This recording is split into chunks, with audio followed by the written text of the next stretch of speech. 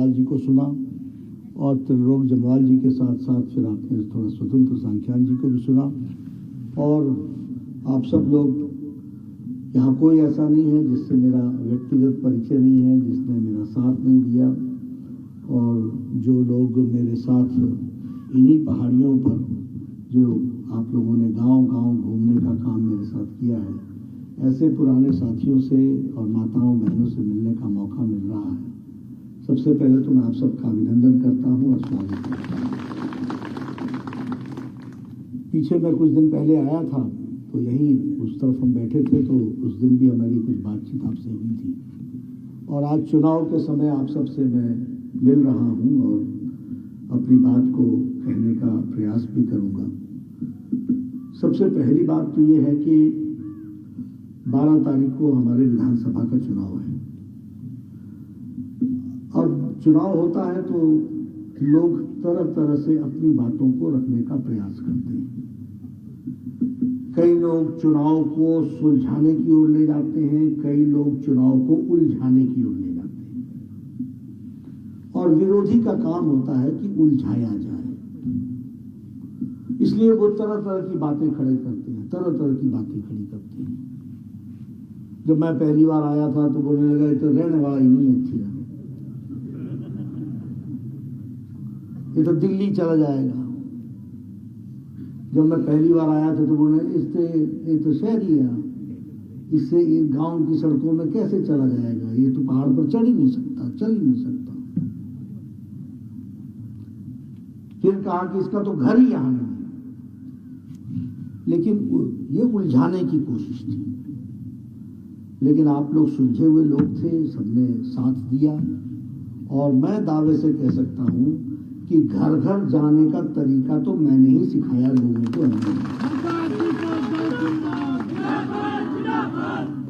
और पहाड़ों में, गांव में जाके काम करना और वहां जाके उनके आंगन में बात करना, ये काम मैंने ही सिखाया। फिर कहते थे चल नहीं पाएगा। मैं एक एक पंचायत में 10-10 बार गया, घरों से मिला, सब जगह गया, सारे गांव को मैंने पैदल पालंगड़ियां देखी, सबका काम किया। लेकिन आप सुलझे हुए थे, इसलिए उलझे नहीं और इलाका भी नहीं उलझा, एक इलाका सुलझ गया। इस बात को हमको याद रखना चाहिए। इसलिए मैं आप सब लोगों से चर्चा करते समय कुछ बातें आपके सामने रखना चाहता हूं। बहुत से लोग चुनाव में बोलेंगे तो बारला जी, आप बोलोगे नहीं मैं अंदरला हूं, तो बोलेगा चाहे तो पारला जी, वारला नहीं। आप बोलोगे नहीं ये मैं वारला ही हूं, तो शहरा रहेगी तुम्हें, तो गांव वाले तो है ही नहीं। मित्रों, ये गांव, वारला, पारला, बड़ा छोटा, बाहरी, अंदर, इससे बाहर निकल जाओ। ये चुनाव जेपी नड्डा का चुनाव नहीं है, ये चुनाव त्रिलोक जम्वाल का चुनाव नहीं है। यह चुनाव आपके हकों की रक्षा करने के लिए आपका चुनाव है, आपका चुनाव।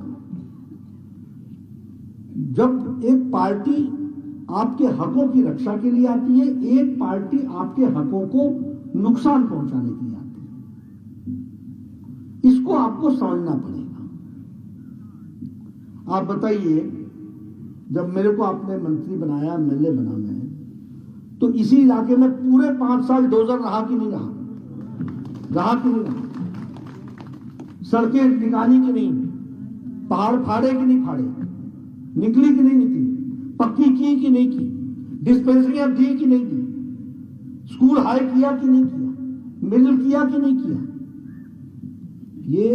ये वोट इसलिए है, ये वारला पारले के लिए नहीं है, ये अपना पराया करने के लिए नहीं है। ये वोट इसलिए है कि आपके हक की रक्षा कौन करता है।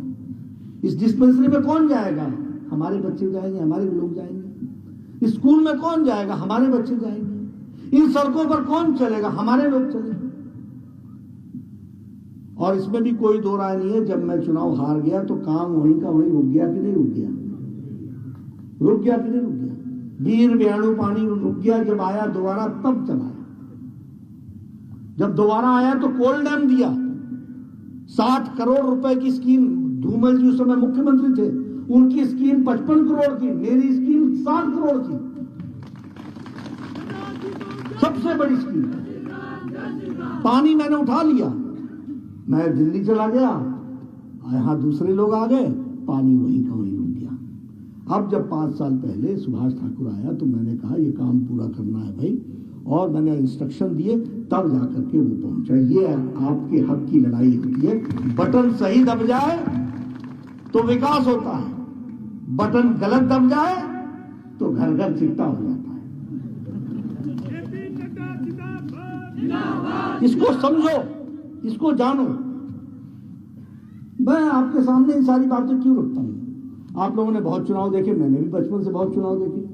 चुनाव आता था, सड़क बनेगी जी, सड़क बनेगी, सड़क बनेगी। ये हरे पहाड़ में चूना लगा देते थे, ये जाने की सड़क इस पास से जानी, पहले लड़ाई लगा दे, इस पास से जानी, इस पास से क्या नहीं जानी, पहले झगड़ा ये। चुनाव हो गया, बारिश आई, चूना साफ हो गया, 5 साल के लिए आपको चूना लग गया।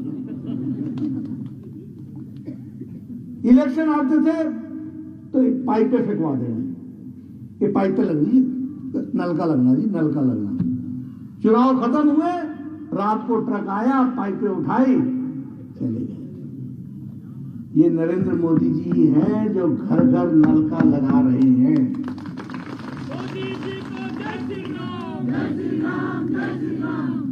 मल्यावर में जब मैं जाता था, गर्मी में जाने में हिम्मत चाहिए होती थी। मैं जब मल्यावर जाया करता था तो बहनें लाइन से नीचे से पानी लेकर के जाती थी। आज सबके घरों में बाथरूम है, बाथरूम में पानी है, 24 घंटा पानी है। यह परिस्थिति आकर के, तो सही बटन दबा तो सही काम हुआ, गलत बटन दबा वहीं रुक गया। इसलिए मैं आपको कहता हूं कि हमको तय करना है कि ये 12 तारीख को चुनाव किसका है। त्रिलोक जी तो माध्यम है, कमल का फूल है। कमल का फूल आता है तो आपका विकास होता है, और नहीं आता है तो आपका नुकसान होता है। इसको आपको समझना होगा। इसलिए अब आप बताइए, आप सब लोग यहां बैठे हैं, किसी के मुंह पर मास्क नहीं है, और नजदीक नजदीक बैठे हैं। अभी अमेरिका का राष्ट्रपति भी जो बाइडेन भाषण देता है तो ऐसे खोलता है, तब भाषण देता है, फिर लगा लेता है। देखा ना? यानी अमेरिका भी अभी कोरोना से बाहर नहीं निकला है, यूरोप भी कोरोना से बाहर नहीं निकला है, अभी उनकी वैक्सीनेशन पूरी नहीं हुई है। मोदी जी ने आपको 9 महीने के अंदर 2 वैक्सीन बना करके दी, और 219 करोड़ डबल डोज बूस्टर साथ में लगा करके आपको सुरक्षा कवच पहना दिया, और आपके चेहरे से मास्क हटा दिया। यह परिस्थिति आकर के सही बटन दबने से क्या होता है? आज हम 100 देशों को वैक्सीन दे चुके हैं, 48 देशों को 2.5 करोड़ वैक्सीन मुफ्त में दे चुके हैं। यानी भारत अब लेने वाला नहीं, देने वाला हो गया। ये भी हमको याद रखना चाहिए। आज ये जो मोबाइल में सिम कार्ड होता है ना, सिम कार्ड, चिप जिसको बोलते हैं, ये दुनिया का दूसरे नंबर का एक्सपोर्टर हो गए। दुनिया के दूसरे नंबर का मैन्युफैक्चरर हो गए। मोबाइल मैन्युफैक्चरर में हम दूसरे नंबर पर आकर खड़े हो गए। स्टील में हम दूसरे नंबर पर आकर के खड़े हो गए। सौर ऊर्जा में, सोलर एनर्जी में हम 5वें स्थान पर आकर के खड़े हो गए। और विकास की दृष्टि से देखा जाए तो ब्रिटेन को, ब्रिटानिया को, जो इसने हमारे ऊपर 150 साल राज किया, उस देश को पछाड़ करके 5वें नंबर की अर्थव्यवस्था हो गई भारत। और ये कोरोना के 2 साल के अंतराल के बावजूद हुए। सारे देश की अर्थव्यवस्था लड़खड़ा रही है, लेकिन हमारे देश की अर्थव्यवस्था आगे को बढ़ रही है। 5 ट्रिलियन इकोनॉमी को जा रही है। 5 ट्रिलियन इकोनॉमी का हमारी अर्थव्यवस्था बनने को बढ़ रही है। ये अंतर भारतीय जनता पार्टी मोदी जी के नेतृत्व में हुआ है। अब हिमाचल प्रदेश की बात ले लीजिए। अटल जी ने आपको इकोनॉमिक पैकेज दिया। आपके घर घर से लोग बद्दी में जाकर के, नालागढ़ में जाकर के वहां फैक्ट्रियों में काम करने लगे। जब अटल जी की सरकार चली गई, वीरभद्र सिंह यहां बैठ गए, 7 साल में आपका इकोनॉमिक पैकेज ले लिया गया वापस। हम देने वाले बनते हैं, वो लेने वाले बनते हैं। आप बताइए, ये जो अटल टनल बना है जो लाहौल स्पीति लेह लद्दाख को जोड़ता है, ये आर्मी के, हमारे एक्स आर्मी मैन बहुत लोग बैठे हैं, आप बताइए ये भारत के डिफेंस के लिए जरूरी था कि नहीं था? अटल जी ने इसको बनाकर 2002 में इसका शिलान्यास किया, 2003 में सरकार चली गई, 2003 में सरकार चली गई, 2014 तक में सिर्फ 1300 मीटर टनल बना, और जब मोदी जी आए तो 3 साल के अंदर 10 किलोमीटर का टनल बना करके, अटल टनल बन करके आज लाहौल स्पीति लेह लद्दाख को जोड़ दिया। फर्क क्या पड़ा?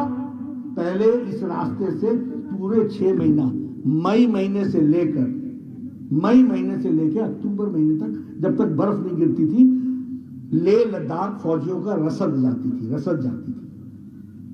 और मई में, अक्टूबर में बर्फ गिर जाता था, फिर मई में बर्फ गलता था, तो फिर लाहौल स्पीति का रास्ता खुलता था, तो फिर रसद जाती थी। यानी 6 महीने के लिए इलाका बंद हो जाता था। आपके घरों से एम्प्लॉय जाया करते थे, नौकरियां किया करते थे। अगर बारिश के पहले आ गए तो आ गए, नहीं आए तो फंस गए, और फंस गए तो फिर पूरे 6 महीने के लिए फंस गए। आज अटल टनल बन गया है, 15 मिनट के अंदर इधर से जाओ, 10 किलोमीटर कवर करो और वो लाहौल स्पीति की धरती पर निकल जाओ और पहुंच जाओ वहां पर। ये परिस्थिति आई है और डिफेंस को कितना फायदा हुआ है। लेकिन इन्होंने 1300 मीटर बनाई, हमने 10 किलोमीटर की सड़क बना कर दी। आज ये रेलवे लाइन की बात हो रही है। अब रेलवे लाइन कहां तक जा रही है? वीरभद्र जी बोलते थे रामपुर तक पहुंचाएंगे। मोदी जी ने रेलवे लाइन लेह तक पहुंचाने की बात की है, ताकि हमारा डिफेंस मजबूत हो जाए। अब इसकी भी बात सुन लीजिए। 2015 में कैबिनेट होती है मंत्रिमंडल का सबसे ऊंचा, उसकी एक छोटी कमेटी होती है, उसको कहते हैं कैबिनेट कमेटी ऑन सिक्योरिटी। तो कैबिनेट कमेटी और सिक्योरिटी ने 2015 में रेलवे लाइन लेह तक की परमिशन दे दी, अप्रूवल दे दिया। 2017 तक हमको 1 इंच जमीन वीरभद्र जी नहीं दे दी। उसके बाद जयराम आए, जयराम ने जमीन दी, अब पटरी बिछाने का काम शुरू हो गया है। 2 साल के अंदर रेल बिलासपुर पहुंच जाएगी। ये परिस्थिति कंपनसेशन का काम हो रहा है, कंपनसेशन का हो गया, कंपनसेशन का काम हो गया, कंपनसेशन मिल गया। यानी सरकार सही हाथों में आने पर क्या अंतर पड़ता है वो हमको समझना चाहिए। ये हाइड्रो इंजीनियरिंग कॉलेज, ये जब धूमल जी मुख्यमंत्री थे तो हमने इसका विचार किया था, मैं उनका मंत्री होता था, और मैंने कहा था कि एनटीपीसी एनएचपीसी से बात करके ये हाइड्रो इंजीनियरिंग कॉलेज खुलवाना है। मैं दिल्ली चला गया, यहां पर जेएस बाली होते थे टेक्निकल एजुकेशन मिनिस्टर, वो इस इंजीनियरिंग कॉलेज को लेकर के नगरोटा चले गए। देखा क्या होता है, जब पहरेदार घर में कमजोर हो तो घर में डाका पड़ जाता है। फिर वापस सुभाष ठाकुर जी आए, मैं राज्यसभा का मेंबर पार्लियामेंट बना, मैं गया, मैं बाद में केंद्र का मंत्री बना। उससे पहले मैंने बात की, वीरप्पा मोइली होते थे पावर मिनिस्टर, वैसे वो पेट्रोलियम मिनिस्टर थे, लेकिन पावर का उनके पास एडिशनल चार्ज था। मैंने कहा मोइली साहब शिलान्यास कर दो, आप काम शुरू करो। बोला I want to do it, मैं करना चाहता हूं। Virbhadra does not allow, Virbhadra नहीं अलाउ करता है। तो मेरे मुंह से उस समय निकला था, time will come when you will also not be there and Virbhadra will also not be there. समय आएगा न तुम होगे न वीरभद्र होगा, लेकिन हाइड्रो इंजीनियरिंग कॉलेज वो बन के रहेगा।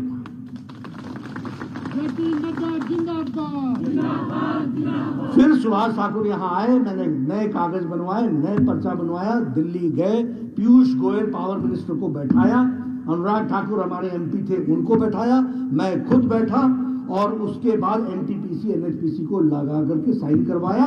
साइन करवाने के बाद 300 करोड़ रुपए यहाँ बंदला के लिए दिलवाया।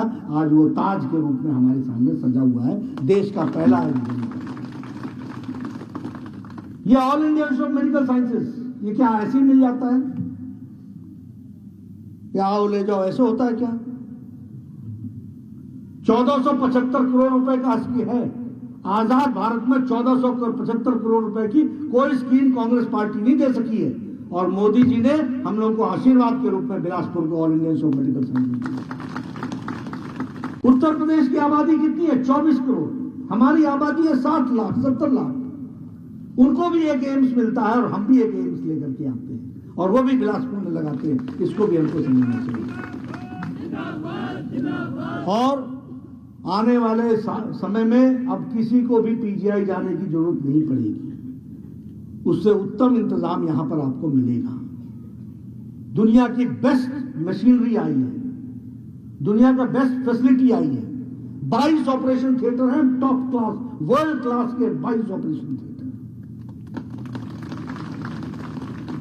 किस तरीके का काम किया गया है समझो। और 5 साल के अंदर शिलान्यास भी हुआ और उद्घाटन भी हो गया।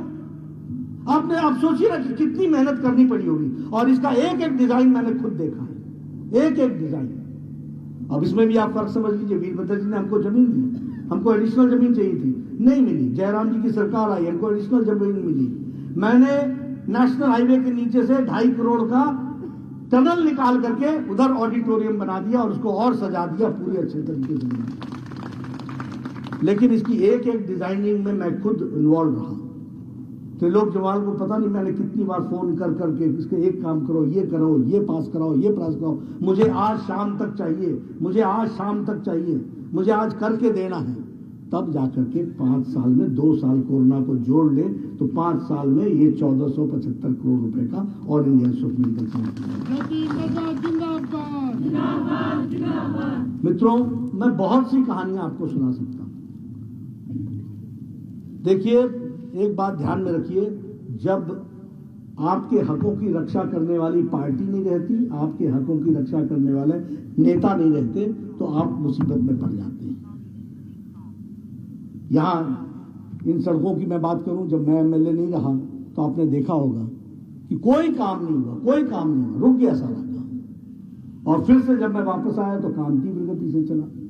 इसलिए मैं आपसे कहना चाहता हूं, ये त्रिलोक जम्वाल का चुनाव नहीं है, ये मेरा चुनाव नहीं है, यह देश के अधिकार को संभालने का चुनाव है और प्रदेश को आगे ले जाने वाला चुनाव है। इसको आप समझिए।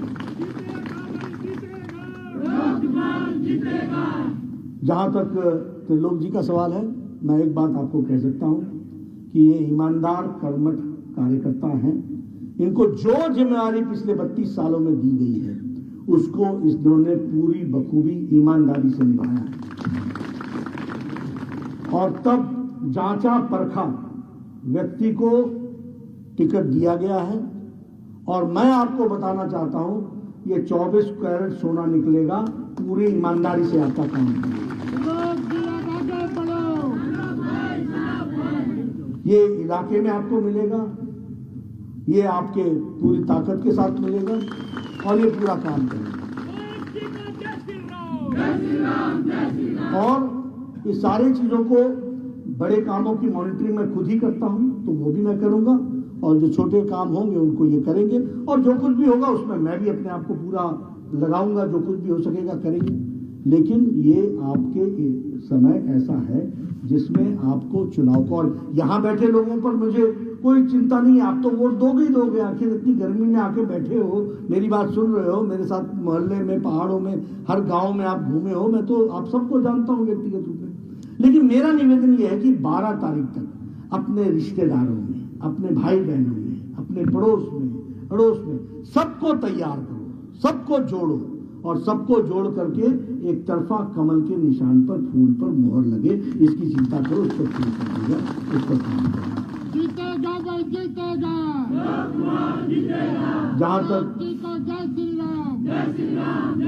जहां तक त्रिलोक जी का सवाल है, चुनाव तक आप इनकी रक्षा कीजिए, चुनाव के बाद ये आपकी रक्षा करेंगे। ये मैं आपको गारंटी देता हूं, ये आपकी रक्षा। इस इलाके के विकास में हम सब लोग जो योगदान कर सके हैं वो हमने करने का प्रयास किया है, आगे और भी करेंगे। जैसे जैसे समय आगे बढ़ता है वैसे वैसे विकास के नई नई संभावनाएं आती हैं। उन नई नई संभावनाओं को पूरा करना हमारी जिम्मेवारी है, वो हम जरूर करेंगे। और मैं कोशिश करूंगा कि आपके पास मैं समय समय पर आऊं।